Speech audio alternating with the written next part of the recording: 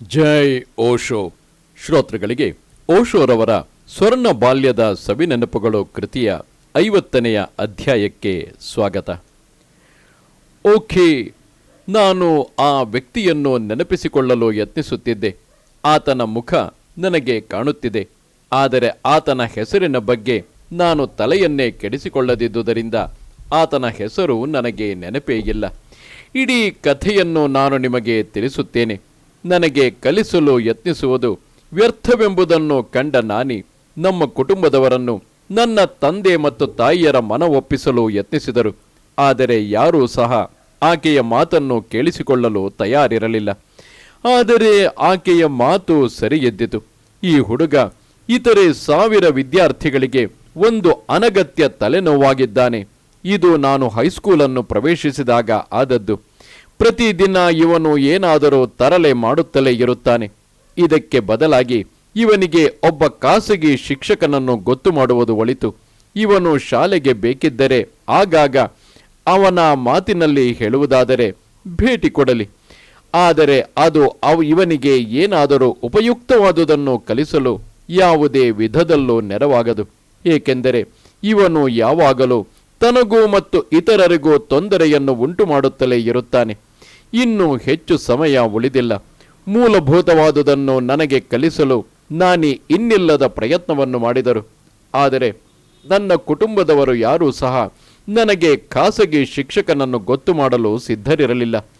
ಆ ಪಟ್ಟಣದಲ್ಲಿ ಇಂದಿಗೂ ಸಹ ಯಾರಿಗೆ ಆಗಲೇ ಖಾಸಗಿ ಶಿಕ್ಷಕ ಇದ್ದಾನೆ ಎಂದು ನನಗೆ ಅನಿಸುವುದಿಲ್ಲ. ಏತಕ್ಕಾಗಿ ಇಡೀ ಕುಟುಂಬವೇ ಹೇಳುತ್ತಿತ್ತು, ಖಾಸಗಿ ಶಿಕ್ಷಕನನ್ನು ನೇಮಿಸಬೇಕಾಗಿದ್ದಲ್ಲಿ ಶಾಲೆಗಳು ಇರುವುದು ಏತಕ್ಕೆ? ನಾನಿ ಹೇಳಿದರು, ಈ ಹುಡುಗನನ್ನು ಇತರೆ ಮಕ್ಕಳೊಂದಿಗೆ ಎಣಿಸಬಾರದು. ನಾನು ಇವನನ್ನು ಪ್ರೀತಿಸುತ್ತೇನೆ ಎಂಬ ಕಾರಣಕ್ಕಾಗಿ ಅಲ್ಲ, ಈಗ ನಿಜವಾಗಿಯೂ ಒಂದು ಪಿಡುಗಾಗಿದ್ದಾನೆ ಎಂಬ ಕಾರಣಕ್ಕಾಗಿ. ನಾನು ಇವನ ಜೊತೆಯಲ್ಲಿ ಎಷ್ಟು ವರ್ಷ ಇದ್ದಿದ್ದೀನಿ ಎಂದರೆ ನನಗೆ ಗೊತ್ತಿದೆ. ಇವನು ತರಲೆ ಮಾಡಲು ಏನೆಲ್ಲ ಸಾಧ್ಯವೋ ಅದೆಲ್ಲವನ್ನೂ ಮಾಡುತ್ತಾನೆ. ಯಾವುದೇ ಶಿಕ್ಷೆಯೂ ಸಹ ಅದನ್ನು ತಡೆಯಲಾರದು. ಆದರೆ ನನ್ನ ತಂದೆ ಮತ್ತು ತಾಯಿ ಹಾಗೂ ನನ್ನ ತಂದೆಯ ಸೋದರ ಸಹೋದರಿಯರು, ಅಂದರೆ ನಮ್ಮ ಮೋಸಸ್ ಆರ್ಕ್ನ ಎಲ್ಲ ಜೀವಜಂತುಗಳು ಆಕೆಯ ಮಾತಿಗೆ ಅಸಮ್ಮತಿ ಸೂಚಿಸಿದರು. ಆದರೆ ನಾನು ಒಪ್ಪಿಕೊಂಡಾಗ ಅವರೆಲ್ಲರಿಗೂ ಆದ ಅಚ್ಚರಿ ಅಷ್ಟಿಷ್ಟಲ್ಲ. ನಾನು ಹೇಳಿದೆ, ನಾನಿಯ ಮಾತು ನಿಜ. ಈ 3ನೇ ದರ್ಜೆಯ ಶಾಲೆಗಳಲ್ಲಿ ನಾನು ಏನನ್ನೂ ಕಲಿಯುವುದಿಲ್ಲ. ನಿಜ ಹೇಳಬೇಕೆಂದರೆ ಆ ಶಾಲೆಯ ಶಿಕ್ಷಕರನ್ನು ನೋಡಿದರೆ ನನಗೆ ಅವರು ತಮ್ಮ ಜೀವನದಲ್ಲೇ ಮರೆಯಲಾರದಂತಹ ಪಾಠ ಕಲಿಸಬೇಕು ಅನಿಸುತ್ತದೆ. ಇನ್ನು ಹುಡುಗರು, ಅಷ್ಟೊಂದು ಜನ ಹುಡುಗರು ಸುಮ್ಮನೆ ಕುಳಿತಿರುವುದು ಅದೆಷ್ಟು ಅಸ್ವಾಭಾವಿಕ. ಇದಕ್ಕಾಗಿ ನಾನು ಏನೋ ಒಂದು ಚಿಕ್ಕ ತರಲೆಯನ್ನು ಮಾಡುತ್ತೇನೆ. ನಂತರ ಪ್ರಕೃತಿ ಎಲ್ಲವನ್ನೂ ತನ್ನ ಹತೋಟಿಗೆ ತೆಗೆದುಕೊಳ್ಳುತ್ತದೆ ಮತ್ತು ತರಬೇತಿ ತನ್ನ ಸಂಸ್ಕೃತಿಯೊಂದಿಗೆ ಹಿಂದೆ ಉಳಿದು ಹೋಗುತ್ತದೆ. ನಾನಿಯ ಮಾತು ನಿಜ. ನಾನು ಕನಿಷ್ಠ ಭಾಷೆಗಳನ್ನು, ಗಣಿತ, ಭೂಗೋಳ ಮತ್ತು ಇತಿಹಾಸಗಳನ್ನು ಒಂದಿಷ್ಟಾದರೂ ಕಲಿಯಬೇಕು ಎಂಬುದು ನಿಮ್ಮ ಇಚ್ಛೆಯಾಗಿದ್ದರೆ ನಾನಿಯ ಮಾತು ಕೇಳಿ. ಅವರೆಲ್ಲರಿಗೂ ನಾನು ಅವರ ನಡುವೆ ಪಟಾಕಿಯೊಂದನ್ನು ಸಿಡಿಸಿದಷ್ಟು ಶಾಕ್ ಆಗೆದ್ದಿತು. ನನ್ನ ಕುಟುಂಬದ ಜನರು ಮತ್ತು ನೆರೆಹೊರೆಯವರು ನನ್ನಿಂದ ತರಲೆಯನ್ನು ಎಷ್ಟು ಎದುರು ನೋಡುತ್ತಿದ್ದರೆಂದರೆ ಅವರು ನನ್ನನ್ನು ಕೇಳಲು ಆರಂಭಿಸಿದ್ದರು, ಇಂದು ಏನು ತರಲೆ ಮಾಡಬೇಕೆಂದು ಆಲೋಚಿಸಿದ್ದೀಯೇ? ನಾನು ಹೇಳಿದೆ, ನನಗೆ 1-2 ದಿನದ ರಜೆಯಾದರೂ ಬೇಡವೇ? ನೀವೇನು ತರಲೆ ಮಾಡಬೇಕೆಂದು ಯೋಜನೆ ಹಾಕಿದ್ದೀರಿ? ಅದು ಮೌಲಿಕವಾದದ್ದು ಎಂದೇನಾದರೂ ನಿಮಗೆ ಅನಿಸಿದರೆ ಇಡೀ ಪಟ್ಟಣ ನನಗೆ ಕಾಸು ಕೊಡಬೇಕು. ಈ ಪ್ರಪಂಚದಲ್ಲಿ ಏನೆಲ್ಲವೂ ಸಾಧ್ಯವೋ ಅದೆಲ್ಲವನ್ನು ನಾನು ನಿರ್ಮಿಸಬಲ್ಲೆ. ನನ್ನಲ್ಲಿ ನಿಜವಾಗಿ ಆಸಕ್ತಿ ಇದ್ದುದು ನಾನಿಗೆ ಮಾತ್ರ. ಹೀಗಾಗಿ ನಾನು ನನ್ನ ಕುಟುಂಬದವರಿಗೆ ಹೇಳಿದೆ, ನಾನು ಮೂಲಭೂತ ವಿಷಯಗಳನ್ನು ಕಲಿಯಬೇಕು. ಆಕೆಯ ಮಾತನ್ನು ಕೇಳಿ. ನೀವು ಕೇಳುತ್ತೀರೋ ಬಿಡುತ್ತೀರೋ, ನಾನಂತೂ ಒಬ್ಬ ಶಿಕ್ಷಕನನ್ನು ಇಟ್ಟುಕೊಳ್ಳಲು ಸಿದ್ಧನಿದ್ದೇನೆ. ನನಗೆ ಬೇಕಿರುವುದು ನನ್ನ ಒಪ್ಪಿಗೆ, ಹಾಗೂ ನಾನು ಆಕೆಯ ಮಾತನ್ನು ಸಂಪೂರ್ಣವಾಗಿ ಒಪ್ಪುತ್ತೇನೆ. ನಾನಿ ಹೇಳಿದರು, ನೀವು ಏನನ್ನು ನಿರೀಕ್ಷಿಸುತ್ತಿದ್ದೀರೋ ಅದನ್ನು ಕೇಳಿದಿರೇನು? ಇದುವೇ ಅವನ ಗುಣ, ಅನಿರೀಕ್ಷಿತತೆ. ಶಾಕ್ ಆಗುವುದು ಬೇಡ, ಅವಮಾನಿತರಾಗುವ ಅಗತ್ಯವೂ ಇಲ್ಲ. ನಿಮಗೆ ಶಾಕ್ ಆಯಿತೆಂದರೆ ಅಥವಾ ಅವಮಾನ ಆದಂತೆ ಭಾಸವಾಗಿದ್ದರೆ ಇವನು ಇದೇ ರೀತಿಯದ್ದನ್ನು ಇನ್ನಷ್ಟು ಮಾಡುತ್ತಾನೆ. ನಾನು ಹೇಳಿದಷ್ಟು ಮಾಡಿ ಅವನಿಗೊಬ್ಬ ಖಾಸಗಿ ಶಿಕ್ಷಕನನ್ನು ಗೊತ್ತು ಮಾಡಿ. ನನ್ನ ತಂದೆ ಪಾಪ ಏಕೆಂದರೆ ಎಲ್ಲರೂ ಅವರನ್ನು ಕಂಡು ನಕ್ಕರು. ಹೇಳಿದರು, ನಾನು ನಿಮ್ಮ ಮಾತನ್ನು ಒಪ್ಪಬೇಕೆಂದಿದ್ದೆ, ಆದರೆ ಮನೆ ಮಂದಿಯನ್ನು, ನಿಮ್ಮ ಮಗಳು ನನ್ನ ಹೆಂಡತಿಯನ್ನು ಸಹ ಕಂಡು ಹೆದರಿ ಸುಮ್ಮನಿದ್ದೆ.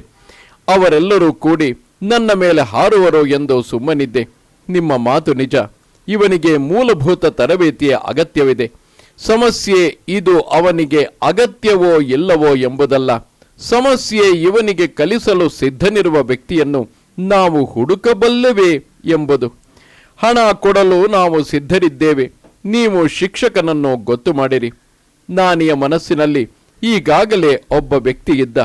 ಆ ವ್ಯಕ್ತಿಯ ಬಗ್ಗೆ ನನ್ನ ಅಭಿಪ್ರಾಯ ಏನು ಎಂಬುದು ನಾನಿ ಈಗಾಗಲೇ ನನ್ನನ್ನು ಕೇಳಿ ಆಗಿತ್ತು.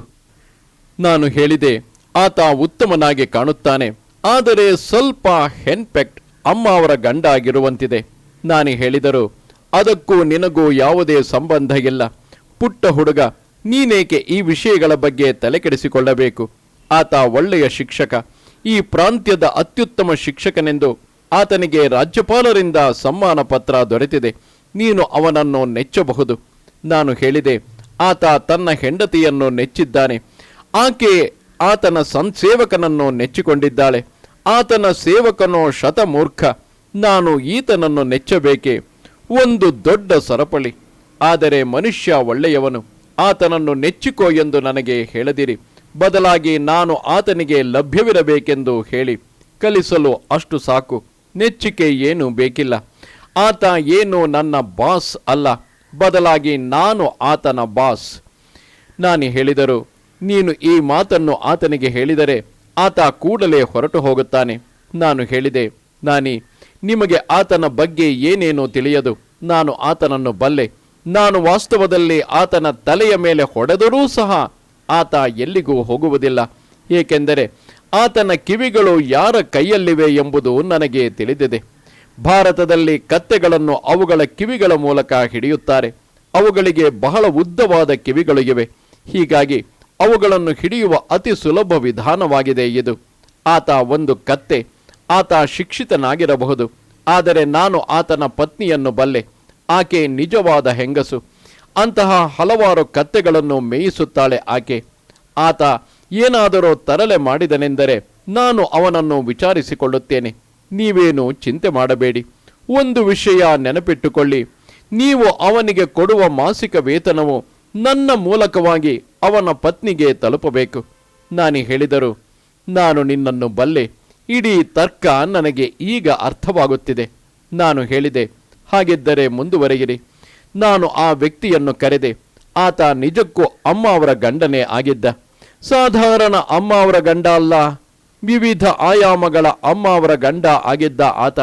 ನಾನು ಆತನನ್ನು ನಾನಿಯ ಬಳಿಗೆ ಕರೆತಂದಾಗ ಆತ ತಪ್ಪಿಸಿಕೊಂಡು ಓಡಲು ಯತ್ನಿಸಿದ. ನಾನು ಹೇಳಿದೆ, ಇಲ್ಲಿ ಕೇಳು, ತಪ್ಪಿಸಿಗಿಪ್ಪಿಸಿಕೊಳ್ಳಲು ಯತ್ನಿಸಿದರೆ ನಾನು ನೇರವಾಗಿ ನಿನ್ನ ಹೆಂಡತಿಯ ಬಳಿಗೆ ಹೋಗುತ್ತೇನೆ. ಏನು? ಆತ ಉದ್ಗರಿಸಿದ. ಅಯ್ಯೋ ಬೇಡ, ನನ್ನ ಪತ್ನಿಯ ಬಳಿಗ ಯಾಕೆ? ನಾನು ಹೇಳಿದೆ, ಹಾಗಿದ್ದರೆ ಸುಮ್ಮನೆ ಇರು. ನಿನಗೆ ಏನು ಸಂಬಳ ಕೊಡುತ್ತಾರೋ, ಏಕೆಂದರೆ ಆ ಲಕೋಟೆ ಅಂಟಿಸಲ್ಪಟ್ಟಿರುತ್ತದೆ. ಅದನ್ನು ನಾನು ನಿನ್ನ ಹೆಂಡತಿಗೆ ತಲುಪಿಸುತ್ತೇನೆ.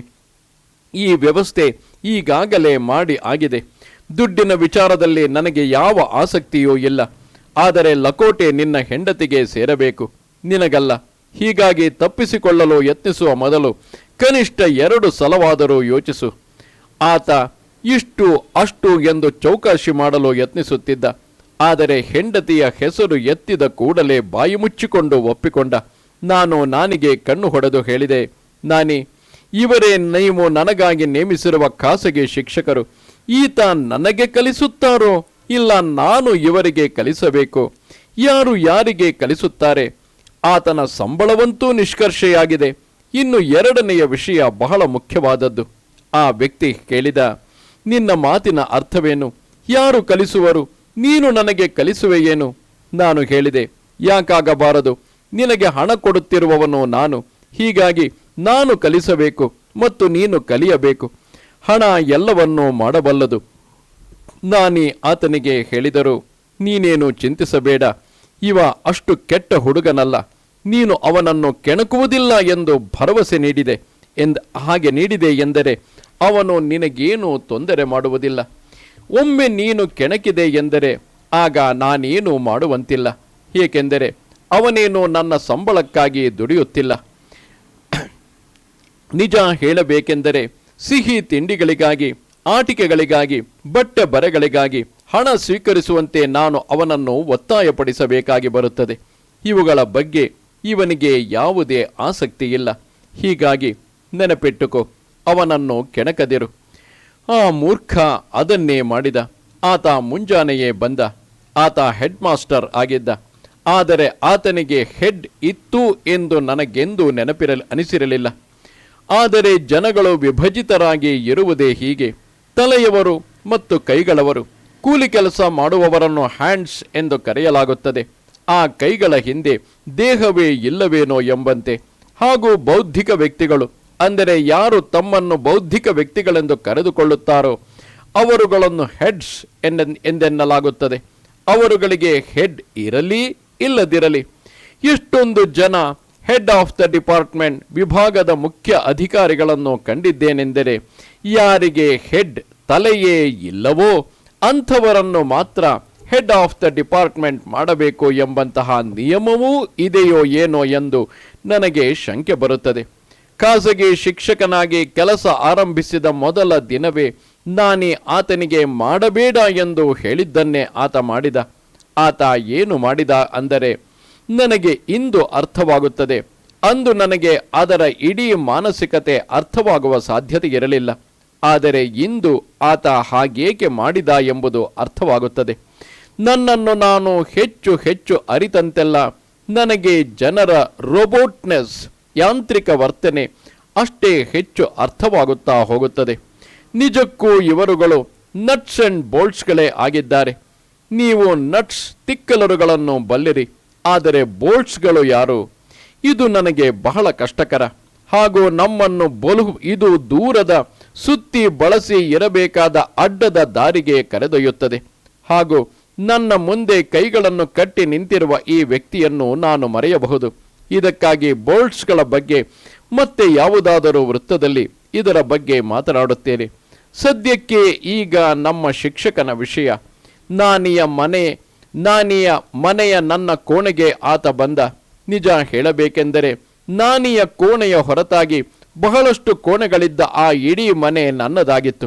ಅದೇನು ಅಷ್ಟು ದೊಡ್ಡ ಮನೆ ಆಗಿರಲಿಲ್ಲ, ಆದರೆ ಅದರಲ್ಲಿ 6 ಕೋಣೆಗಳಿದ್ದವು. ನನಗೆ ಬೇಕಿದ್ದುದು 1 ಕೋಣೆ ಮಾತ್ರ. ಹೀಗಾಗಿ ಉಳಿದ 5 ಕೋಣೆಗಳು ನನ್ನದಾಗಿದ್ದವು. ಸ್ವಾಭಾವಿಕವಾಗಿಯೇ, ಏಕೆಂದರೆ ಅಲ್ಲಿ ಮತ್ಯಾರೂ ಇರಲಿಲ್ಲ. ನನ್ನ ವಿವಿಧ ಚಟುವಟಿಕೆಗಳ ಅನುಸಾರವಾಗಿ ನಾನು ಅವುಗಳನ್ನು ಬಳಸುತ್ತಿದ್ದೆ. 1 ಕೋಣೆ ಕಲಿಕೆಗೆ ಮೀಸಲಾಗಿತ್ತು. ಆ ಕೋಣೆಯಲ್ಲಿ ನಾನು ಎಲ್ಲ ರೀತಿಯ ಕಲಿಕೆಗಳನ್ನು ಆ ಕೋಣೆಯಲ್ಲಿ ಕಲಿಯುತ್ತಿದ್ದೆ. ಹಾವುಗಳನ್ನು ಹಿಡಿಯುವುದು, ಅವುಗಳಿಗೆ ಸಂಗೀತಕ್ಕೆ ನರ್ತಿಸಲು ಕಲಿಸುವುದು ಇತ್ಯಾದಿ. ಅಲ್ಲಿ ನಾನು ಬಹಳಷ್ಟು ವಿಧದ ಐಂದ್ರಜಾಲಿಕ ಕೈಚಳಕಗಳನ್ನು ಕಲಿತೆ. ಅದು ನನ್ನ ಕೋಣೆ ಆಗಿದ್ದಿತು. ಅದರೊಳಕ್ಕೆ ನಾನಿಗೂ ಸಹ ಪ್ರವೇಶ ಇರಲಿಲ್ಲ, ಏಕೆಂದರೆ ಕಲಿಯುವ ಪವಿತ್ರ ಸ್ಥಳವಾಗಿದ್ದಿತು. ಅಲ್ಲಿ ಪವಿತ್ರತೆಯ ಹೊರತಾಗಿ ಉಳಿದುದೆಲ್ಲವೂ ನಡೆಯುತ್ತಿತ್ತು ಎಂಬುದು ನನಗೆ ತಿಳಿದಿತ್ತು. ಆದರೆ ಅದರೊಳಕ್ಕೆ ಯಾರಿಗೂ ಸಹ ಪ್ರವೇಶ ಇರಲಿಲ್ಲ. ಕೋಣೆಯ ಬಾಗಿಲ ಮೇಲೆ ನೋ ಅಡ್ಮಿಷನ್ ವಿತೌಟ್ ಪರ್ಮಿಷನ್ ಎಂಬ ಬೋರ್ಡನ್ನು ನೇತು ಹಾಕಿದ್ದೆ. ಈ ಬೋರ್ಡನ್ನು ನಾನು ಸಾಂಬುಬಾಬು ಅವರ ಕಚೇರಿಯಲ್ಲಿ ನೋಡಿದ್ದೆ. ನಾನು ಅವರಿಗೆ ಹೇಳಿದೆ, ನಾನು ಈ ಬೋರ್ಡನ್ನು ತೆಗೆದುಕೊಂಡು ಹೋಗುತ್ತೇನೆ. ಅವರು ಉದ್ಗರಿಸಿದರು, ಏನು? ನಾನು ಹೇಳಿದೆ, ಇದಕ್ಕೆ ಹಣ ಕೊಡಬೇಕು ಎಂದೇನು ಇದರ ಮೇಲೆ ಬರೆದಿಲ್ಲ. ಅದು ಫ್ರೀ, ಅದಕ್ಕೇನು ಬೆಲೆ ಕೊಡಬೇಕಾಗಿಲ್ಲ. ತಿಳಿಯಿತೆ ಸಾಂಬುಬಾಬು? ಪಕ್ಕನೆ ನಕ್ಕು ಅವರು ಹೇಳಿದರು, ವರ್ಷಗಳಿಂದ ಈ ಫಲಕ ಇಲ್ಲಿಯೇ ನೇತು ಹಾಕಲ್ಪಟ್ಟಿದೆ. ಅದರ ಮೇಲೆ ಇದರ ಬೆಲೆ ಇಷ್ಟು ಎಂದು ನಿಗದಿಪಡಿಸಿಲ್ಲ. ಇದನ್ನು ಯಾರೂ ಸಹ ನನಗೆ ಸೂಚಿಸಿರಲೇ ಇಲ್ಲ. ಅದು ಮೊಳೆಗೆ ನೇತು ಹಾಕಿದೆ. ತೆಗೆಯಲು ಏನೂ ಮಾಡಬೇಕಿಲ್ಲ. ಮೊಳೆಯಿಂದ ಅದನ್ನು ಬಿಡಿಸಿ ಸುಮ್ಮನೆ ತೆಗೆದುಕೊಂಡು ಹೋಗಬಹುದು. ನಾನು ಹೇಳಿದೆ, ನೀವು ನನ್ನ ಮಿತ್ರರು, ಆದರೆ ಇಲ್ಲಿ ಮಿತ್ರತ್ವವನ್ನು ತರಬೇಡಿ. ಆ ಫಲಕವನ್ನು ನಾನು ನನ್ನ ಕೋಣೆಯ ಬಾಗಿಲಿಗೆ ನೇತು ಹಾಕಿದ್ದೆ. ಪ್ರಾಯಶಃ ಅದು ಇನ್ನೂ ಅಲ್ಲಿಯೇ ಇರಬಹುದು. ಆ ವ್ಯಕ್ತಿ ಆತನ ಹೆಸರನ್ನು ಜ್ಞಾಪಿಸಿಕೊಳ್ಳಲು ಯತ್ನಿಸುತ್ತಿದ್ದೇನೆ. ನಿಮ್ಮೊಂದಿಗೆ ಮಾತನಾಡುತ್ತಾ ಎಲ್ಲ ವಿಧದ ಮೆಮೊರಿ ಎಕ್ಸರ್ಸೈಸ್ಗಳನ್ನು ನಾನು ಪ್ರಯೋಗಿಸಿ ವಿಫಲನಾಗಿದ್ದೇನೆ. ಈ ವಿಷಯದಲ್ಲಿ ಮತ್ಯಾರೂ ಸಹ ನನಗೆ ನೆರವಾಗಲಾರರು. ಹೀಗಾಗಿ ನಾವು ಆತನ ಹೆಸರು ಏನಾಗಿತ್ತು ಎಂಬ ವಿಷಯವನ್ನೇ ಮರೆತು ಬಿಡೋಣ. ಆತನ ಹೆಸರು ಏನು ಎಂಬುದು ಮುಖ್ಯವಲ್ಲ. ಮುಖ್ಯವಾದುದು ಆತ ಯಾವ ವಸ್ತುವಿನಿಂದ ಮಾಡಲ್ಪಟ್ಟಿದ್ದ ಎಂಬುದು. ಸಂಪೂರ್ಣವಾಗಿ ರಬ್ಬರ್ ಆತನಿಗೆ ಬೆನ್ನೆಲುಬು ಎಂಬುದೇ ಇರಲಿಲ್ಲ. ಅಂತಹ ವ್ಯಕ್ತಿ ಮತ್ತೊಬ್ಬನನ್ನು ನೀವು ಕಾಣಲಾರಿರಿ. ಬೇಸಿಗೆಯ ಆ ಧಗೆಯಲ್ಲೂ ಆತ ಸೂಟು ಬೂಟು ಧರಿಸಿಕೊಂಡು ಟೈ ಕಟ್ಟಿಕೊಂಡು ಬಂದ. ಪ್ರಾರಂಭದಿಂದಲೇ ಆತ ತನ್ನ ಅವಿವೇಕತನದ ಪುರಾವೆ ನೀಡಿದ. ಮಧ್ಯ ಭಾರತದಲ್ಲಿ ಬೇಸಿಗೆಯ ದಿನಗಳಲ್ಲಿ ಸೂರ್ಯ ಹುಟ್ಟುವ ಮೊದಲೇ ನಿಮಗೆ ಬೆವರಿಳಿಯಲು ಆರಂಭವಾಗುತ್ತದೆ. ಆತ ನೀಳವಾದ ಶರಾಯಿ ಧರಿಸಿ ಶೂ ಸಾಕ್ಸ್ಗಳನ್ನು ಹಾಕಿಕೊಂಡು ಬಂದಿದ್ದ. ನಿಮಗೆಲ್ಲರಿಗೂ ತಿಳಿದಿದೆ ನಾನು ನೀಳವಾದ ಶರಾಯಿಯನ್ನು ದ್ವೇಷಿಸುತ್ತೇನೆ ಎಂದು. ಪ್ರಾಯಶಃ ಇಂತಹ ವ್ಯಕ್ತಿಗಳ ಕಾರಣವಾಗಿಯೇ ನನಗೆ ನೀಳ ಶರಾಯಿಗಳೆಂದರೆ ವಾಕರಿಕೆ ಬರಲು ಆರಂಭವಾಗಿತ್ತೋ ಏನು. ಆತ ಈಗಲೂ ನನ್ನ ಕಣ್ಮುಂದೆ ನಿಂತಿದ್ದಾನೆ. ಪ್ರತಿಯೊಂದನ್ನು ನಾನು ಸೂಕ್ಷ್ಮವಾಗಿ ವಿವರಿಸಬಲ್ಲೆ. ನನ್ನ ಕೋಣೆಯನ್ನು ಪ್ರವೇಶಿಸುತ್ತಲೇ ಆತ ತನ್ನ ಗಂಟಲನ್ನು ಸರಿಪಡಿಸಿಕೊಳ್ಳಲು ಕೆಮ್ಮಿದ. ತನ್ನ ಟೈಯನ್ನು ನೇರವಾಗಿಸಿಕೊಳ್ಳುತ್ತಾ ಹೇಳಿದ, ಲೇ ಹುಡುಗ, ನನ್ನ ಮಾತನ್ನು ಕೇಳು. ನಿನ್ನ ಬಗ್ಗೆ ನಾನು ಬಹಳಷ್ಟು ಕಥೆಗಳನ್ನು ಕೇಳಿದ್ದೇನೆ. ಆದ್ದರಿಂದ ಮೊದಲೇ ಹೇಳಿಬಿಡುತ್ತೇನೆ, ನಾನು ಪುಕ್ಕಲನಲ್ಲ. ಹೀಗೆ ಹೇಳಿದ. ಆತ ಸುತ್ತಮುತ್ತ ತಿರುಗಿ ನೋಡಿದ. ಅಲ್ಲಿ ಯಾರಾದರೂ ತನ್ನ ಮಾತನ್ನು ಕೇಳಿಸಿಕೊಳ್ಳುತ್ತಿದ್ದಾರೋ, ಎಲ್ಲಾದರೂ ಹೋಗಿ ನನ್ನ ಹೆಂಡತಿಗೆ ಹೇಳಿಬಿಡುತ್ತಾರೋ ಎಂಬಂತೆ. ಆತನಿಗೆ ತಿಳಿದಿರಲಿಲ್ಲ ನನಗೆ ಆತನ ಹೆಂಡತಿಯ ಪರಿಚಯ ಚೆನ್ನಾಗಿತ್ತೆಂದು. ಆತ ಯಾವಾಗಲೂ ಅಕ್ಕಪಕ್ಕ ನೋಡುತ್ತಿರುತ್ತಿದ್ದ. ಎಲ್ಲ ಪುಕ್ಕಲರು ಸಹ ವರ್ತಿಸುವುದೇ ಹೀಗೆ ಎಂದು ನಾನು ಭಾವಿಸುತ್ತೇನೆ. ಜನರಲೈಸೇಷನ್, ಸಾಮಾನ್ಯೀಕರಣವು ಅಧಿಕೃತ ಸತ್ಯವಲ್ಲ. ಆದರೆ ಅದರಲ್ಲಿ ಒಂದಿಷ್ಟು ಸತ್ಯ ಖಂಡಿತವಾಗಿ ಇರುತ್ತದೆ. ಇಲ್ಲದಿದ್ದರೆ ಒಬ್ಬನೇ ಒಬ್ಬ ಹುಡುಗ ಮುಂದೆ ಕುಳಿತಿರುವಾಗ ಅಕ್ಕಪಕ್ಕ ಪದೇ ಪದೇ ನೋಡುವ ಅಗತ್ಯವಾದರೂ ಏನು? ಆತ ನನ್ನೊಂದಿಗೆ ಮಾತನಾಡುತ್ತಿದ್ದರೂ ನನ್ನನ್ನು ಬಿಟ್ಟು ಉಳಿದುದೆಲ್ಲವನ್ನು, ಬಾಗಿಲು, ಕಿಟಕಿ ಇತ್ಯಾದಿಗಳನ್ನು ನೋಡುತ್ತಿದ್ದ. ಇದು ಹಾಸ್ಯಾಸ್ಪದ ಮತ್ತು ಶೋಚನೀಯವೋ ಆಗಿತ್ತು. ನಾನು ಕೇಳಿದೆ, ನಾನು ಪುಕ್ಕಲನಲ್ಲ ಎನ್ನುತ್ತೀಯೇ? ನಿನಗೆ ಭೂತ ಪ್ರೇತಗಳಲ್ಲಿ ನಂಬಿಕೆ ಇದೆಯೇ? ಆತ ಏನು ಎಂದು ದಿಗ್ಗನೆದ್ದು ಎಲ್ಲ ಕಡೆಗೂ ಒಮ್ಮೆ ನೋಡಿದ. ಕುರ್ಚಿಯ ಹಿಂದೆಯೂ ಸಹ ಆತ ಕೇಳಿದ, ದೆವ್ವಗಳು? ನಮ್ಮ ಮಾತಿನ ಮಧ್ಯದಲ್ಲಿ ದೆವ್ವಗಳು ಎಲ್ಲಿಂದ ಬಂದವು? ನಾನು ನನ್ನನ್ನು ಪರಿಚಯಿಸಿಕೊಳ್ಳುತ್ತಿದ್ದೇನೆ. ನೀನು ನೋಡಿದರೆ ದೆವ್ವಗಳನ್ನು ಮಧ್ಯೆ ತರುತ್ತಿದ್ದೀಯೇ? ನಾನು ಹೇಳಿದೆ, ನಾನು ಅವುಗಳನ್ನು ಇನ್ನೂ ಮಧ್ಯೆ ತಂದಿಲ್ಲ. ಇಂದು ರಾತ್ರಿ ಒಂದು ದೆವ್ವದೊಡನೆ ನಿನಗೆ ಭೇಟಿ ಮಾಡಿಸುವೆ. ನಿಜವಾಗಿಯೂ? ಆತ ಹೇಳಿದ. ಆತ ಭಯದಿಂದ ಬೆವೆತುಕೊಳ್ಳಲು ಆರಂಭಿಸಿದ. ಮೊದಲೇ ಬೇಸಿಗೆಯ ಮಧ್ಯಾಹ್ನದ ಸಮಯ. ಸಾಲದ್ದಕ್ಕೆ ಆತನ ಎಲ್ಲ ರೀತಿಯಿಂದಲೂ ಕಟ್ಟಿ ಹಾಕಿದ್ದ ಪೋಷಾಕು. ನಾನು ಆತನಿಗೆ ಹೇಳಿದೆ, ನೀನು ಸುಮ್ಮನೆ ಪಾಠ ಮಾಡು, ಸಮಯ ವ್ಯರ್ಥ ಮಾಡಬೇಡ. ನನಗೆ ಮಾಡಲು ಇತರೆ ಬಹಳಷ್ಟು ಕೆಲಸ ಇದೆ. ನನ್ನ ಮಾತುಗಳನ್ನು ನಂಬಲೇ ಆಗದಂತೆ ಆತ ನನ್ನತ್ತ ನೋಡುತ್ತಾ ಹೇಳಿದ, ನನಗೆ ಇತರೆ ಬಹಳಷ್ಟು ಕೆಲಸಗಳು ಇವೆ. ಆದರೆ ಆತನ ಕಾಳಜಿ ನನ್ನ ಬಗ್ಗೆ ಆಗಿರಲಿಲ್ಲ, ಅಥವಾ ನಾನು ಮಾಡಬೇಕಾದ ಅಥವಾ ಮಾಡದಿರುವ ಕೆಲಸಗಳ ಬಗ್ಗೆಯೂ ಆಗಿರಲಿಲ್ಲ.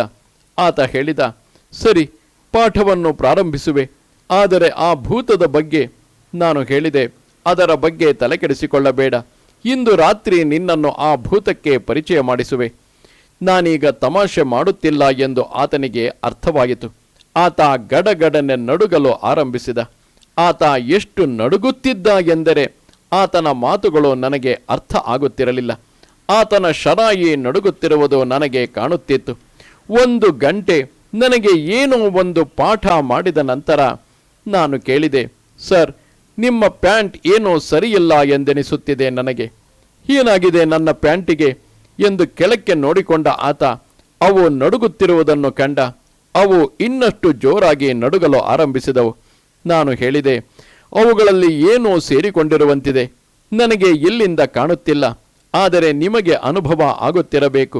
ಆದರೆ ನೀವೇಕೆ ನಡುಗುತ್ತಿದ್ದೀರಿ? ಕೇವಲ ನಿಮ್ಮ ಪ್ಯಾಂಟ್ ಮಾತ್ರವಲ್ಲ, ನೀವು ನಡುಗುತ್ತಿದ್ದೀರಿ. ಪ್ರಾರಂಭಿಸಿದ ಪಾಠವನ್ನು ಮುಗಿಸದೆಯೇ ಆತ ಹೊರಟು ಹೋದ. ನನಗೆ ಮತ್ತೊಂದು ಅಪಾಯಿಂಟ್ಮೆಂಟ್ ಇದೆ. ಈ ಪಾಠವನ್ನು ನಾಳೆ ಮುಗಿಸುತ್ತೇನೆ ಎಂದು ಹೇಳುತ್ತಾ ನಾನು ಹೇಳಿದೆ, ನಾಳೆ ನಿಕ್ಕರ್ ಧರಿಸಿಕೊಂಡು ಬನ್ನಿ, ಆಗ ನಮಗೆ ಖಚಿತ ಆಗುತ್ತದೆ ನಡುಗುತ್ತಿದ್ದುದು ನಿಮ್ಮ ಪ್ಯಾಂಟ್ ಮಾತ್ರವೋ ಅಥವಾ ನೀವೋ ಎಂಬುದು. ಅದು ಸತ್ಯವನ್ನು ತೋರಿಸುತ್ತದೆ. ಏಕೆಂದರೆ ಈಗ ಅದೊಂದು ರಹಸ್ಯವಾಗಿದೆ. ಇದೆಂತಹ ನಡುಗುವ ಪ್ಯಾಂಟ್ಗಳು ಎಂಬ ಕುತೂಹಲ ನನಗೆ ಉಂಟಾಗಿದೆ. ಆತ ಬಲು ಸುಂದರ ಪ್ಯಾಂಟನ್ನು ಧರಿಸಿದ್ದ. ಅವು ಆತನದ್ದೇ ಎಂಬಂತೆ ತೋರುತ್ತಿದ್ದವು. ಆದರೆ ಅವು ಆತನದ್ದೋ ಅಲ್ಲವೋ ಎಂದು ನನಗೆ ತಿಳಿಯದು. ಏಕೆಂದರೆ ಅಂದು ರಾತ್ರಿ ಎಲ್ಲವೂ ಮುಗಿದು ಹೋಯಿತು. ಆತ ಮತ್ತೆಂದೂ ಬರಲೇ ಇಲ್ಲ. ನನ್ನ ಖಾಸಗಿ ಶಿಕ್ಷಕ ಬಿಟ್ಟು ಹೋದದ್ದು ಹೀಗೆ. ನಾನು ನಾನಿಯನ್ನು ಕೇಳಿದೆ, ಯಾವುದೇ ವ್ಯಕ್ತಿ ನೀವು ಆತನಿಗೆ ಎಷ್ಟೇ ಸಂಬಳ ಕೊಟ್ಟರೂ ಸಹ ನನ್ನನ್ನು ಸಹಿಸಬಲ್ಲನೆಂದು ನಿಮಗೆ ಅನಿಸುತ್ತದೆ ಏನು? ನಾನು ಹೇಳಿದರು, ತಲೆ ಕೆಡಿಸಬೇಡ, ಹಾಗೂ ಹೀಗೂ ನಾನು ನಿನ್ನ ಮನೆಯವರನ್ನು ಒಪ್ಪಿಸಿದ್ದೇನೆ, ನೀನು ಸಹ ಒಪ್ಪಿಕೊಂಡಿದ್ದೀಯ. ಸರಿಯಾಗಿ ಹೇಳಬೇಕೆಂದರೆ ನಿನ್ನಿಂದಾಗಿಯೇ ನಾನು ಈ ಕೆಲಸದಲ್ಲಿ ಸಫಲಳಾದದ್ದು. ಇಲ್ಲ, ನಾನು ಹೇಳಿದೆ, ನಾನಂತೂ ಏನೂ ಮಾಡುವುದಿಲ್ಲ. ಆದರೆ ಏನಾದರೂ ಆದರೆ ನಾನು ತಾನೇ ಏನು ಮಾಡಬಲ್ಲೆ? ಅಲ್ಲದೆ ಈ ಮಾತನ್ನು ನಾನು ನಿಮಗೆ ತಿಳಿಸಬೇಕು. ಈ ರಾತ್ರಿ ಎಲ್ಲವೂ ಇತ್ಯರ್ಥವಾಗಿ ಹೋಗುವುದು. ನೀವು ಅವನಿಗೆ ಸಂಬಳ ನೀಡಬೇಕೋ ಇಲ್ಲವೋ ಎನ್ನುವುದು. ನಾನೇ ಕೇಳಿದರು, ಯಾಕೆ, ಅವನೇನು ಸತ್ತುಗಿತ್ತು ಹೋಗುತ್ತಾನೇನು? ಅದುವೂ ಇಷ್ಟು ಬೇಗನೆ? ಅವನು ಪ್ರಾರಂಭಿಸಿದ್ದೇ ಇಂದು ಮುಂಜಾನೆ, ಹಾಗೂ ಕೇವಲ 1 ಗಂಟೆ ಮಾತ್ರ ಪಾಠ ಮಾಡಿದ್ದಾನೆ. ನಾನು ಹೇಳಿದೆ, ಅವನು ನನ್ನನ್ನು ಕೆಣಕಿದ. ನಾನೇ ಹೇಳಿದರು, ನಾನು ಅವನಿಗೆ ಮೊದಲೇ ಎಚ್ಚರಿಸಿದ್ದೆ, ನಿನ್ನನ್ನು ಕೆಣಕದಿರು ಎಂದು. ನಾನಿಯ ಮನೆಯ ಅಂಗಳದಲ್ಲಿ ದೊಡ್ಡದೊಂದು ಬೇವಿನ ಮರ ಎದ್ದಿತು. ನಾನಾ ತೀರಿಕೊಂಡ ನಂತರವೂ ಆ ಮನೆ ನಮ್ಮದಾಗಿಯೇ ಉಳಿದಿತ್ತು. ಅದೊಂದು ದೊಡ್ಡ ಹಳೆಯ ಮರವಾಗಿತ್ತು. ಎಷ್ಟು ದೊಡ್ಡದೆಂದರೆ ಇಡೀ ಮನೆಯನ್ನು ಆವರಿಸಿತ್ತು. ಬೇವಿನ ಹೂ ಬಿಡುವ ಕಾಲದಲ್ಲಿ ಅದರ ಸುವಾಸನೆ ಎಲ್ಲೆಲ್ಲೋ ಹರಡಿರುತ್ತಿತ್ತು. ಅಂತಹ ಬೇವಿನ ಮರ ಮತ್ತೆಲ್ಲಾದರೂ ಇದೆಯೋ ಇಲ್ಲವೋ ನನಗೆ ತಿಳಿಯದು. ಏಕೆಂದರೆ ಅದಕ್ಕೆ ಬಹಳ ತೀವ್ರವಾದ ಬಿಸಿಲು ಬೇಕು. ಅದರ ಹೂವುಗಳ ಪರಿಮಳ ಬಹಳ ಮೊನಚು. ನನ್ನಿಂದ ಹುಡುಕಲು ಸಾಧ್ಯವಾದದ್ದು ಇದೊಂದೇ ಪದ, ಮೊನಚು ಆಗಿದ್ದಿತು. ಸರಿಯಾಗಿ ಹೇಳಬೇಕೆಂದರೆ ಅದನ್ನು ನಾನು ಪರಿಮಳ ಎನ್ನಬಾರದು. ಏಕೆಂದರೆ ಅದು ಕಹಿ. ಅದನ್ನು ನೀವು ಆಘ್ರಾಣಿಸಿದ ಕೂಡಲೇ ನಿಮ್ಮ ಬಾಯಲ್ಲಿ ಕಹಿ ಸ್ವಾದ ಮೂಡುವುದು. ಇದು ಹೀಗಿರಲೇಬೇಕು. ಏಕೆಂದರೆ ಬೇವಿನ ಟೀ ಇಡೀ ವಿಶ್ವದಲ್ಲೇ ಅತ್ಯಂತ ಕಹಿಯಾದುದು. ಆದರೆ ಒಮ್ಮೆ ನಿಮಗೆ ಅದರ ರುಚಿ ಹಿಡಿಸಿತು ಎಂದರೆ ಅದು ಕಾಫಿಯಂತೆ. ಅದನ್ನು ಕುಡಿಯಲು ಒಂದಿಷ್ಟು ಅಭ್ಯಾಸ ಮಾಡಬೇಕು. ಇಲ್ಲದಿದ್ದರೆ ಮೊದಲನೆಯ ಸಲ ಯಾರಿಗೂ ಸಹ ಇಷ್ಟವಾಗುವುದಿಲ್ಲ. ಮಾರುಕಟ್ಟೆಯಲ್ಲಿ ಇನ್ಸ್ಟಂಟ್ ಕಾಫಿ ಇದ್ದರೂ ಸಹ ನೀವು ಅದರ ರುಚಿ ಸವಿಯುವುದನ್ನು ಕಲಿಯಬೇಕು. ಇದು ಹೆಂಡ ಮತ್ತಿತರೆ 100 ವಿಷಯಗಳಿಗೂ ಅನ್ವಯವಾಗುತ್ತದೆ. ಅವುಗಳ ರುಚಿಯನ್ನು ನೀವು ನಿಧಾನವಾಗಿ ಅಂತರ್ಗತ ಮಾಡಿಕೊಳ್ಳಬೇಕು. ನೀವು ಬೇವಿನ ತೋಟದಲ್ಲಿ ಇದ್ದವರಾಗಿದ್ದು ಅದರ ಸುವಾಸನೆಯನ್ನು ಬಾಲ್ಯದಿಂದ ಬಲ್ಲವರಾಗಿದ್ದಲ್ಲಿ ಅದು ನಿಮಗೆ ಕಹಿ ಅನಿಸದು, ಅಥವಾ ಕಹಿ ಇದ್ದರೂ ಸಿಹಿಯೂ ಆಗಿರುತ್ತದೆ. ಭಾರತದಲ್ಲಿ ಬೇವಿನ ಮರವನ್ನು ನೆಡುವುದು ಒಂದು ಧಾರ್ಮಿಕ ಕ್ರಿಯೆ ಎಂದು ಪರಿಗಣಿಸಲಾಗಿದೆ. ಪ್ರತಿ ವ್ಯಕ್ತಿ ಎಷ್ಟು ಸಾಧ್ಯವೋ ಅಷ್ಟು ಬೇವಿನ ಮರಗಳನ್ನು ನೆಡಬೇಕೆಂದು. ಬಲು ವಿಚಿತ್ರ. ಆದರೆ ನಿಮಗೆ ಬೇವಿನ ಮರದ ಪರಿಚಯ ಇದ್ದರೆ ಅದರ ಗರಿ ತಾಜಾತನ, ಅದರ ಶುದ್ಧಗೊಳಿಸುವ ಶಕ್ತಿ ತಿಳಿದಿದ್ದರೆ ನೀವು ನಗುವುದಿಲ್ಲ.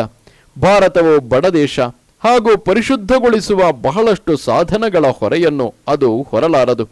ಬೇವಿನ ಮರ ಪ್ರಾಕೃತಿಕವಾದದ್ದು, ಹಾಗೂ ಅದು ಸುಲಭವಾಗಿ ಬೆಳೆಯುತ್ತದೆ. ಈ ಬೇವಿನ ಮರ ನನ್ನ ಮನೆಯ ಹಿಂಭಾಗದಲ್ಲಿ ಇದ್ದಿತು. ನಾನೆಯ ಮನೆಯನ್ನು ನನ್ನ ಮನೆ ಎಂದೇ ನಾನು ಕರೆಯುತ್ತಿದ್ದೆ. ಇನ್ನೊಂದು ಮನೆ ಉಳಿದವರೆಲ್ಲರಿಗಾಗಿ, ಎಲ್ಲ ವಿಧದ ಚರಾಚರ ಪ್ರಾಣಿಗಳಿಗಾಗಿ ಇದ್ದಿತು. ನಾನು ಅದರ ಅಂಗವಾಗಿರಲಿಲ್ಲ. ಯಾವಾಗಲಾದರೊಮ್ಮೆ ನನ್ನ ತಂದೆ ಮತ್ತು ತಾಯಿಯನ್ನು ಕಾಣಲು ನಾನು ಹೋಗುತ್ತಿದ್ದೆ, ಹಾಗೂ ಮಾನುಷೀಯವಾಗಿ ಎಷ್ಟು ಬೇಗನೆ ಸಾಧ್ಯವೋ ಅಷ್ಟು ಬೇಗನೆ ಅಲ್ಲಿಂದ ಹೊರಬೀಳುತ್ತಿದ್ದೆ. ಅಂದರೆ ಔಪಚಾರಿಕತೆಗಳು ಮುಗಿದ ಕೂಡಲೇ ಅಲ್ಲಿಂದ ಓಡುತ್ತಿದ್ದೆ. ನನಗೆ ಅಲ್ಲಿ ಇರುವುದು ಇಷ್ಟವಿಲ್ಲ ಎಂಬುದು ಅವರಿಗೂ ಸಹ ತಿಳಿದಿತ್ತು. ನಾನು ಅವರ ಮನೆಯನ್ನು ಆ ಮನೆ ಎಂದು ಕರೆಯುತ್ತಿದ್ದೆ ಎಂದು ಅವರಿಗೆ ತಿಳಿದಿತ್ತು. ಹೀಗಾಗಿ ಆ ದೊಡ್ಡ ಬೇವಿನ ಮರ ಇರುವ ನನ್ನ ಮನೆ ಬಹಳ ಸುಂದರವಾದುದಾಗಿತ್ತು. ಆದರೆ ಪ್ರಪಂಚವನ್ನು ಯಾರು ಸೃಷ್ಟಿಸಿದರೋ ನನಗೆ ತಿಳಿಯದು, ಅಥವಾ ಬೇವಿನ ಮರದ ಬಗ್ಗೆ ಈ ಕಥೆಯನ್ನು ಯಾರು ಸೃಷ್ಟಿಸಿದರೋ ಅದುವೂ ಸಹ ನನಗೆ ತಿಳಿಯದು. ಕಥೆ ಏನೆಂದರೆ, ಇದು ಬೇವಿನ ಮರವನ್ನು ಬಹಳ ಸುಂದರ ಆಗಿಸಿದೆ. ಬೇವಿನ ಮರಕ್ಕೆ ಭೂತ ದೆವ್ವಗಳನ್ನು ಹಿಡಿದಿಟ್ಟುಕೊಳ್ಳುವ ಶಕ್ತಿ ಇದೆ ಎಂಬುದು. ಬೇವಿನ ಮರ ಇದನ್ನು ಹೇಗೆ ಸಾಧಿಸಿತು ಎಂಬುದನ್ನು ನಾನರಿಯೆ. ಇದನ್ನು ಅರಿಯುವಲ್ಲಿ ನನ್ನ ಜ್ಞಾನೋದಯ ಸಹ ಏನೂ ನೆರವಾಗಲಿಲ್ಲ. ಜ್ಞಾನೋದಯ ಆದ ಕೂಡಲೇ ಮೊದಲು ನಾನು ಅರಿಯಲು ಬಯಸಿದ್ದು ಇದನ್ನು ಬೇವಿನ ಮರ ಹೇಗೆ ಸಾಧಿಸಿತು ಎಂಬುದನ್ನು. ಆದರೆ ಇದಕ್ಕೆ ಯಾವುದೇ ಉತ್ತರ ದೊರಕಲಿಲ್ಲ. ಪ್ರಾಯಶಃ ಅದು ಏನನ್ನೂ ಮಾಡಲಿಲ್ಲವೋ ಏನೋ. ಭಾರತದಲ್ಲಿ ಕಥೆ ಸಹ ಸತ್ಯ ಆಗಬಲ್ಲದು ಮತ್ತು ಸಮಯ ಕಳೆದಂತೆ ಪರಮೋಚ್ಚ ಸತ್ಯ ಸಹ ಆಗುವುದು. ಕಥೆ ಏನೆಂದರೆ, ನಿಮಗೇನಾದರೂ ಭೂತ ಹಿಡಿದುಕೊಂಡಿದ್ದಲ್ಲಿ ನೀವೊಂದು ಬೇವಿನ ಮರದ ಬಳಿಗೆ ಹೋಗುವಾಗ ನಿಮ್ಮೊಂದಿಗೆ ಒಂದು ಮೊಳೆಯನ್ನು, ಎಷ್ಟು ದೊಡ್ಡದಾಗಿದ್ದರೆ ಅಷ್ಟು ಒಳ್ಳೆಯದು, ತೆಗೆದುಕೊಂಡು ಹೋಗಿ ಮರದ ಕೆಳಗೆ ಕುಳಿತುಕೊಳ್ಳಿ. ಹಾಗೂ ನಾನು ನನ್ನ ಭೂತವನ್ನು ನೇತು ಹಾಕುತ್ತಿದ್ದೇನೆ ಎಂದು ಮರಕ್ಕೆ ಹೇಳಿ ನಿಮ್ಮೊಂದಿಗೆ ತಂದಿರುವ ಮಳೆಯನ್ನು ತಂದಿದ್ದರೆ ಸುತ್ತಿಗೆಯಿಂದ ಇಲ್ಲವೇ ಅಕ್ಕಪಕ್ಕದಲ್ಲಿ ಬಿದ್ದಿರುವ ದೊಡ್ಡ ಕಲ್ಲೊಂದರಿಂದ ಮರಕ್ಕೆ ಆ ಮೊಳೆಯನ್ನು ಹೊಡೆಯಿರಿ. ಹೀಗೆ ಒಮ್ಮೆ ನೀವು ಭೂತವನ್ನು ಮರಕ್ಕೆ ನೇತು ಹಾಕಿದಿರಿ ಎಂದರೆ ನೀವು ಅದರಿಂದ ಮುಕ್ತರಾದಂತೆಯೇ. ಆ ಮರದಲ್ಲಿ ಕನಿಷ್ಠ 1,000 ಮೊಳೆಗಳಾದರೂ ಎದ್ದಿರಬೇಕು. ಆ ಮರವು ಇಂದು ಇಲ್ಲ. ಆದರೂ ನನಗೆ ಇವತ್ತಿಗೂ ಸಹ ಅಯ್ಯೋ ಪಾಪ ಎನಿಸುತ್ತದೆ ಆ ಮರವನ್ನು ಕಂಡು. ಪ್ರತಿದಿನ ಜನ ಬರುತ್ತಿದ್ದರು. ಮರಕ್ಕೆ ಹೊಡೆಯಲು ಮೊಳೆಗೆ ಬೇಡಿಕೆ ಎಷ್ಟು ಹೆಚ್ಚಾಗಿದ್ದಿತು ಎಂದರೆ ಅದಕ್ಕಾಗಿ ಒಂದು ಪುಟ್ಟ ಅಂಗಡಿಯೂ ಸಹ ಅಲ್ಲಿ ತೆರೆಯಲ್ಪಟ್ಟಿತ್ತು. ಮುಖ್ಯ ವಿಷಯ ಏನೆಂದರೆ, ಭೂತ ಅಂತೂ ಇಲ್ಲವಾಗುತ್ತಿತ್ತು. ಸ್ವಾಭಾವಿಕವಾಗಿಯೇ ಎಲ್ಲರೂ ಭೂತವನ್ನು ಮರಕ್ಕೆ ನೇತು ಹಾಕಲ್ಪಟ್ಟಿದೆ ಎಂದು ಭಾವಿಸುತ್ತಿದ್ದರು. ಮರದಿಂದ ಮೊಳೆಯನ್ನು ಮಾತ್ರ ಯಾರೂ ಕೇಳುತ್ತಿರಲಿಲ್ಲ. ಏಕೆಂದರೆ ಮೊಳೆ ಕಿತ್ತಿತು ಎಂದರೆ ಭೂತ ಬಿಡುಗಡೆ ಹೊಂದುತ್ತದೆಂದು, ಹಾಗೂ ಯಾರು ಹತ್ತಿರ ಇರುತ್ತಾರೋ ಅವರಿಗೆ ಅಂಟಿಕೊಳ್ಳುವುದೆಂಬ ನಂಬಿಕೆ ಇತ್ತು. ನನ್ನ ಕುಟುಂಬದವರಿಗೆ ನನ್ನ ಹಾಗೂ ಈ ಮರದ ಬಗ್ಗೆ ಬಹಳಷ್ಟು ಚಿಂತೆಯಿದ್ದಿತು. ಅವರು ನನಗೆ ಹೇಳುತ್ತಿದ್ದರು, ಅವನು ನಿಮ್ಮಲ್ಲಿ ಮಲಗುವುದು ಒಳ್ಳೆಯದೇ, ಅವನು ನಿಮ್ಮ ಜೊತೆಯಲ್ಲಿ ಇರುವುದು, ನಮ್ಮನ್ನು ಕಾಣಲು ಯಾವಾಗಲೋ ಒಮ್ಮೆ ಬರುವುದು, ಎಲ್ಲವೂ ಸರಿಯೇ. ನಮಗೆ ಗೊತ್ತು ನೀವು ಆತನ ಬಗ್ಗೆ ಬಹಳವಾಗಿ ಕಾಳಜಿ ವಹಿಸಿರುತ್ತೀರಿ ಎಂದು. ಆದರೆ ಆ ಮರ ಮತ್ತು ಆ ಹುಡುಗ, ಇವನೇನಾದರೂ ಒಂದು ಮೊಳೆ ಕಿತ್ತನೆಂದರೆ ಆತನ ಇಡೀ ಜೀವನ ತೊಂದರೆಗೊಳಗಾಗುವುದು. ಒಮ್ಮೆ ಮರದಿಂದ ಭೂತ ಬಿಡುಗಡೆ ಆಯಿತು ಎಂದರೆ ಅದನ್ನು ಪುನಃ ಮರಕ್ಕೆ ನೇತು ಹಾಕುವಂತಿಲ್ಲ ಎಂದು ಹೇಳುತ್ತದೆ ಕಥೆ. ಏಕೆಂದರೆ ಭೂತಕ್ಕೆ ಈ ಉಪಾಯ ತಿಳಿದು ಹೋಗಿದೆ ಮತ್ತು ಅದಕ್ಕೆ 2ನೆಯ ಸಲ ಮೋಸ ಮಾಡಲು ಆಗದು ಎಂದು. ಹೀಗಾಗಿ ನಾನು ಆ ಮರದ ಬಳಿಗೆ ಹೋಗದಂತೆ ಕಣ್ಣಲ್ಲಿ ಕಣ್ಣಿಟ್ಟು ಕಾಯುತ್ತಿದ್ದರು. ಆದರೆ ಪಾಪ ಆಕೆಗೆ ತಿಳಿಯದು, ನಾನು ಎಷ್ಟು ಸಾಧ್ಯವೋ ಅಷ್ಟು ಮೊಳೆಗಳನ್ನು ಆ ಮರದಿಂದ ಕೇಳುತ್ತಿದ್ದೆ ಎಂದು. ಇಲ್ಲದಿದ್ದರೆ ಆ ಮೊಳೆ ಅಂಗಡಿಯವನಿಗೆ ಮೊಳೆಯನ್ನು ಸರಬರಾಜು ಮಾಡುತ್ತಿದ್ದವರಾದರೂ ಯಾರು? ನನ್ನದು ಒಳ್ಳೆಯ ವ್ಯಾಪಾರ ಆಗಿತ್ತು. ಮೊದಮೊದಲು ಆ ಅಂಗಡಿಯವನು ಹೆದರುತ್ತಿದ್ದ. ಏನು, ಮೊಳೆಗಳನ್ನು ಆ ಮರದಿಂದ ಕಿತ್ತು ತರುತ್ತಿದ್ದೀಯಾ? ನಾನು ಹೇಳಿದೆ, ಹೌದು, ಆದರೆ ಭೂತ ಅಲ್ಲ, ಅವು ಮತ್ತು ನಾನು ಆಪ್ತ ಮಿತ್ರರು. ಆತನಿಗೆ ಭಯ ಆಗುವುದು ನನಗೆ ಬೇಕಿರಲಿಲ್ಲ. ಏಕೆಂದರೆ ಒಮ್ಮೆ ನನಗೆ ತಿಳಿಯಿತು ಎಂದರೆ ಕೆಲಸ ಕೆಟ್ಟಂತೆಯೇ. ಹೀಗಾಗಿ ನಾನು ಆತನಿಗೆ ಹೇಳಿದೆ, ನೀನೇನು ಚಿಂತೆ ಮಾಡಬೇಡ, ಭೂತಗಳಿಗೆ ನಾನು ಎಂದರೆ ಬಲು ಪ್ರೀತಿ, ನಾವು ಒಳ್ಳೆಯ ಮಿತ್ರರು. ಆತ ಹೇಳಿದ, ಬಲು ವಿಚಿತ್ರವಾಗಿದೆಯಲ್ಲ, ಭೂತಗಳು ಚಿಕ್ಕ ಮಕ್ಕಳನ್ನು ಪ್ರೀತಿಸುತ್ತವೆ ಎಂದು ನಾನೆಲ್ಲೂ ಕೇಳಿಲ್ಲ. ಆದರೆ ವ್ಯಾಪಾರವೇ. ಮಾರುಕಟ್ಟೆಯ ಬೆಲೆಯ ಅರ್ಧ ಬೆಲೆಗೆ ನಾನು ಅವನಿಗೆ ಮೊಳೆಗಳನ್ನು ಮಾರುತ್ತಿದ್ದೆ. ಇದು ಬಲು ಆಕರ್ಷಕ ವ್ಯವಹಾರ ಆಗಿತ್ತು ಅವನಿಗೆ. ನಾನು ಮೊಳೆಗಳನ್ನು ಕಿತ್ತು ತೆಗೆಯುತ್ತಿದ್ದಾಗ್ಯೂ ಭೂತಗಳು ನನಗೆ ಏನನ್ನೂ ಮಾಡುತ್ತಿಲ್ಲ ಎಂದರೆ ಅವು ನಿಜಕ್ಕೂ ನನ್ನೊಂದಿಗೆ ಸ್ನೇಹದಿಂದಲೇ ಇರಬೇಕು ಎಂದು ಆತ ಭಾವಿಸಿದ. ಹೀಗಾಗಿ ಆ ಹುಡುಗನನ್ನು ಎದುರು ಹಾಕಿಕೊಳ್ಳದಿರುವುದೇ ಒಳ್ಳೆಯದು. ಮೊದಲೇ ಹುಡುಗ ತರಲೆ. ಆತನಿಗೆ ಭೂತಗಳು ಸಹಾಯ ಮಾಡುತ್ತಿವೆ ಎಂದರೆ ಯಾರೂ ಸಹ ಅವನಿಂದ ಸುರಕ್ಷಿತ ಅಲ್ಲ. ಅವನು ನನಗೆ ಹಣ ಕೊಡುತ್ತಿದ್ದ. ನಾನು ಅವನಿಗೆ ಮೊಳೆಗಳನ್ನು ಮಾರುತ್ತಿದ್ದೆ. ಒಮ್ಮೆ ನಾನು ನಾನಿಗೆ ಹೇಳಿದೆ, ಇದೆಲ್ಲ ಬರೀ ಬೊಗಳೆ, ಯಾವ ಭೂತವೂ ಇಲ್ಲ. ನಿಜ ಹೇಳಬೇಕೆಂದರೆ ಕಳೆದ 1 ವರ್ಷದಿಂದ ನಾನು ಮರದಿಂದ ಮೊಳೆಗಳನ್ನು ಕಿತ್ತು ಮಾರುತ್ತಿದ್ದೇನೆ. ನಾನಿಗೆ ನಂಬಲೇ ಆಗಲಿಲ್ಲ. 1-2 ಕ್ಷಣ ಆಕೆಗೆ ಉಸಿರು ಸಿಕ್ಕಿಕೊಂಡಿತು. ಚೇತರಿಸಿಕೊಂಡು ಆಕೆ ಹೇಳಿದಳು, ಏನು, ಮೊಳೆಗಳನ್ನು ಮಾರುತ್ತಿದ್ದೀಯಾ? ನೀನು ಆ ಮರದ ಹತ್ತಿರ ಸಹ ಹೋಗುವಂತಿಲ್ಲ.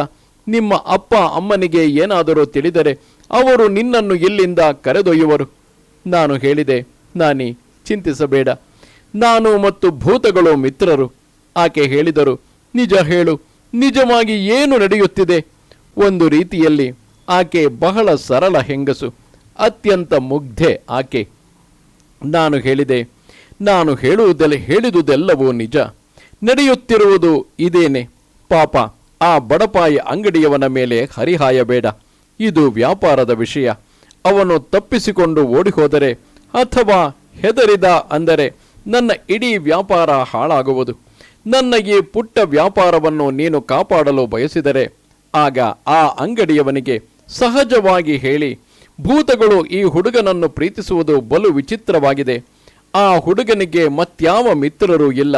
ನನಗೆ ಆ ಮರದ ಬಳಿಗೆ ಹೋಗಲು ಭಯ. ಈ ರೀತಿಯ ಮಾತು ಏನನ್ನಾದರೂ ಸಹಜವಾಗಿ ರಸ್ತೆಯಲ್ಲಿ ಹೋಗುವಾಗ ಆ ಅಂಗಡಿಯವನಿಗೆ ಹೇಳಿ. ಭಾರತದಲ್ಲಿ ಮರಗಳ ಸುತ್ತಲೂ ಕಟ್ಟೆಗಳನ್ನು ಕಟ್ಟುತ್ತಾರೆ, ಕೆಳಗೆ ಕುಳಿತುಕೊಳ್ಳುವಂತೆ. ಈ ಮರಕ್ಕೆ ದೊಡ್ಡದೊಂದು ಪ್ಲಾಟ್ಫಾರಂ ಇದ್ದಿತು. ಆ ಮರ ಬಲು ದೊಡ್ಡದಾಗಿದ್ದಿತು.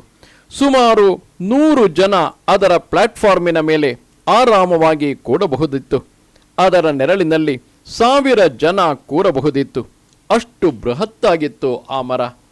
ನಾನು ನಾನಿಗೆ ಹೇಳಿದೆ, ಆ ಬಡಪಾಯಿ ಅಂಗಡಿಯವನನ್ನು ಹಾಳು ಮಾಡಬೇಡಿ. ನನ್ನ ಇಡೀ ಆದಾಯದ ಮೂಲವೇ ಅವನಾಗಿದ್ದಾನೆ. ನಾನಿ ಹೇಳಿದರು, ಆದಾಯ? ಏನು ಆದಾಯ? ಏನು ವ್ಯವಹಾರ ನಡೆಯುತ್ತಿದೆ? ಅದುವೂ ನನಗೆ ತಿಳಿಸದೆಯೇ?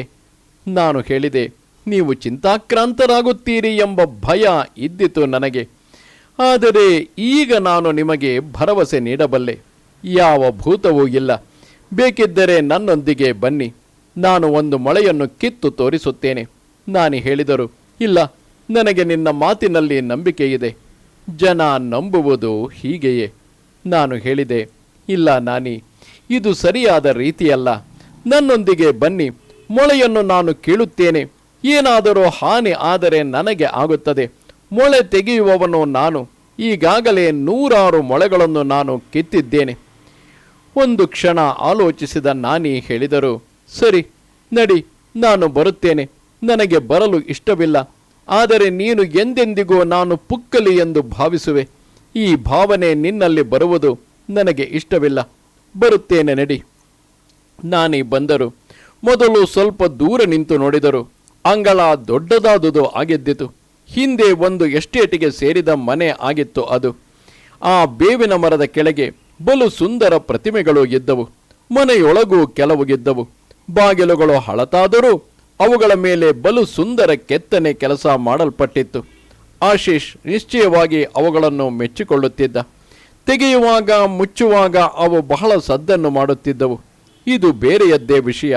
ಆ ಮನೆಯನ್ನು ಯಾವುದೋ ಆರ್ಕಿಟೆಕ್ಟ್ ಕಟ್ಟಿದ್ದಿರಬೇಕು. ಈ ಭೂತಗಳ ಕಾರಣದಿಂದಾಗಿಯೇ ಆ ಮನೆ ನಮಗೆ ಬಹಳ ಅಗ್ಗವಾಗಿ ದೊರೆತಿತ್ತು. ಮರದಲ್ಲಿ ಅಷ್ಟೊಂದು ಭೂತಗಳಿರುವ ಆ ಮನೆಯಲ್ಲಿ ನೆಲೆಸಲು ಯಾರು ತಾನೇ ಇಷ್ಟಪಡುತ್ತಿದ್ದರು? ಆ ಮನೆ ನಮಗೆ ಹೆಚ್ಚು ಕಡಿಮೆ ಉಚಿತವಾಗಿಯೇ ದೊರೆಯಿತು ಎನ್ನಬೇಕು.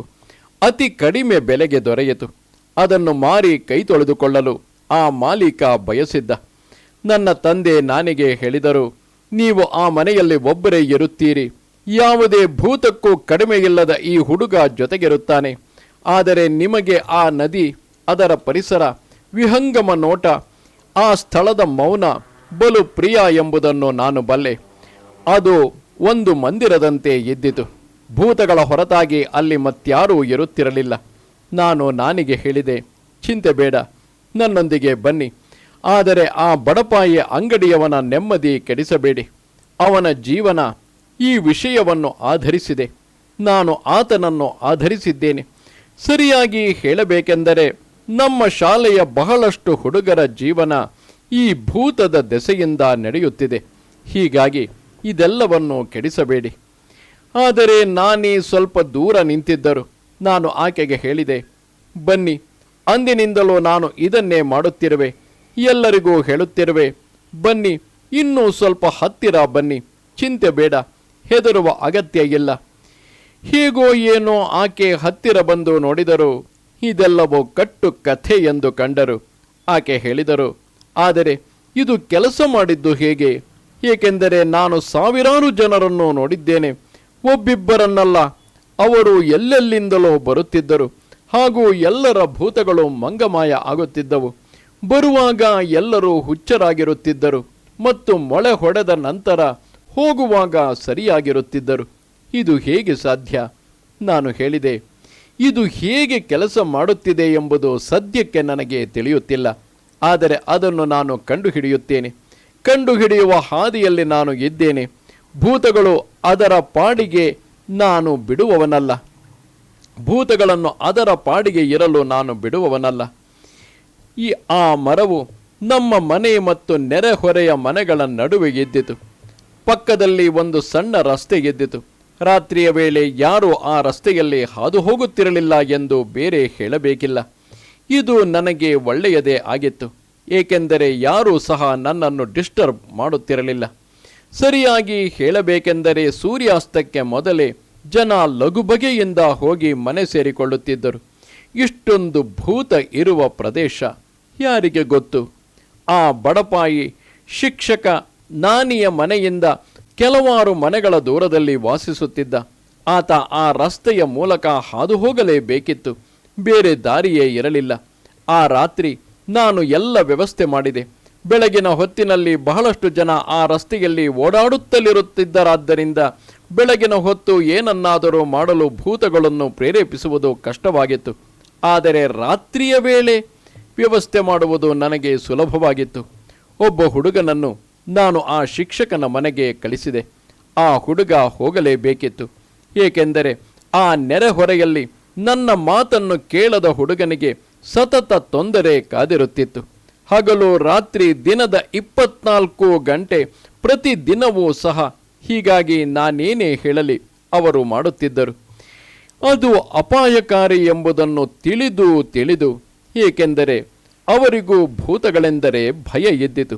ನಾನು ಆ ಹುಡುಗನಿಗೆ ಹೇಳಿದೆ, ಆ ಶಿಕ್ಷಕನ ಮನೆಗೆ ಹೋಗಿ ಆತನಿಗೆ ಹೇಳು, ನಿಮ್ಮ ತಂದೆ ಆತ ಅಲ್ಲಿಂದ 1-2 ರಸ್ತೆಗಳ ಆಚೆಯ ಮನೆಯಲ್ಲಿ ವಾಸಿಸುತ್ತಿದ್ದರು. ಅವರ ಆರೋಗ್ಯ ಚೆನ್ನಾಗಿಲ್ಲ. ಅವರು ಈ ರಾತ್ರಿ ಉಳಿಯುತ್ತಾರೋ ಇಲ್ಲವೋ ತಿಳಿಯದು. ಈ ವಿಷಯವನ್ನು ನಿಜವಾಗಿಯೂ ಗಂಭೀರವಾಗಿ ತಿಳಿಸು. ಸ್ವಾಭಾವಿಕವಾಗಿಯೇ ತಂದೆಯ ಆರೋಗ್ಯ ಸರಿಯಿಲ್ಲ ಎಂದಾಗ ಯಾರು ತಾನೇ ಭೂತಗಳ ಬಗ್ಗೆ ಆಲೋಚಿಸುತ್ತಾರೆ? ಆ ಶಿಕ್ಷಕ ತಕ್ಷಣ ಧಾವಿಸಿದ.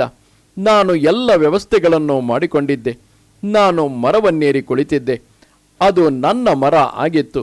ಹೀಗಾಗಿ ಯಾರೂ ಏನೂ ಹೇಳುವಂತಿರಲಿಲ್ಲ.